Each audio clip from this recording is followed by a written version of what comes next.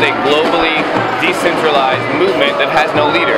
And I think that's the scariest thing to people and the most promising thing to everyone else. My name is Mark Banks. I'm here with Occupy Chicago. It's a movement that's been going on for 5 days now. We're in day 5. Obviously, we were instigated to some extent, or to a very large extent, by the Occupy Wall Street movement that's going on in New York. I think they're in day 12 or 13. I'm starting to lose track a little bit. We feel as though, you know, our democracy has been hijacked by a small group of people who have the wealth and who have the policies and Supreme Court rulings and things like this on their side, to allow them to circumvent the democratic process. My name is Enrico Gilli, originally from west suburbs, Carroll Stream, Illinois.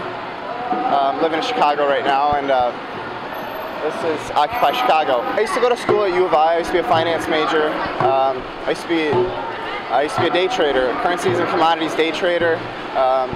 So I've gotten to know a little bit about the financial system and how it operates. The democratic process, which is supposed to be reflective of the will of the people, ends up becoming reflective of the will of a very small number of people. It's become a global thing. There's now at least 40 or more than 50 maybe cities that have Occupy movements going on, not just in the United States but also in Europe and elsewhere.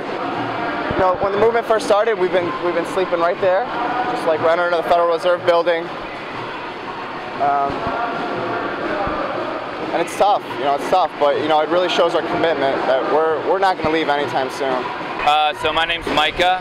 I'm a 10-year resident of Chicago, and if I sound idealistic, it might be because I haven't slept in 37 hours because we haven't been allowed to sleep on the streets anymore.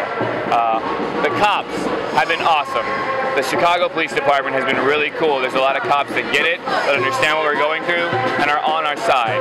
The Federal Reserve cop, this is what democracy looks like. This is what democracy looks like. We've had pretty bad weather. We've been rained on virtually every day and every night. Out here it was kind of difficult at first. It was just a handful of us getting soaked at night, and you know, it was a little challenging at first, but now we have tons of momentum. We have new faces every day. I've met hundreds of people. We've had lots and lots of donations from people who are donating money, you know, blankets.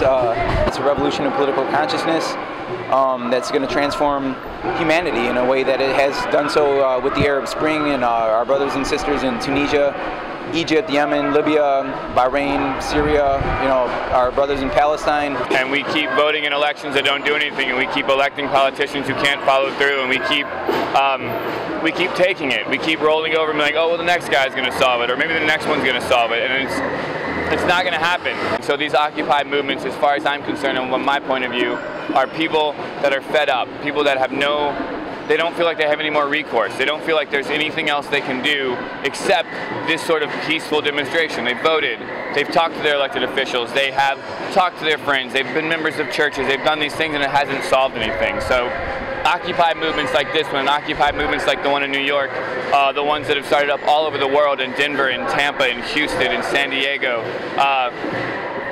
in Madrid, in Perth, in Glasgow, in Las Vegas.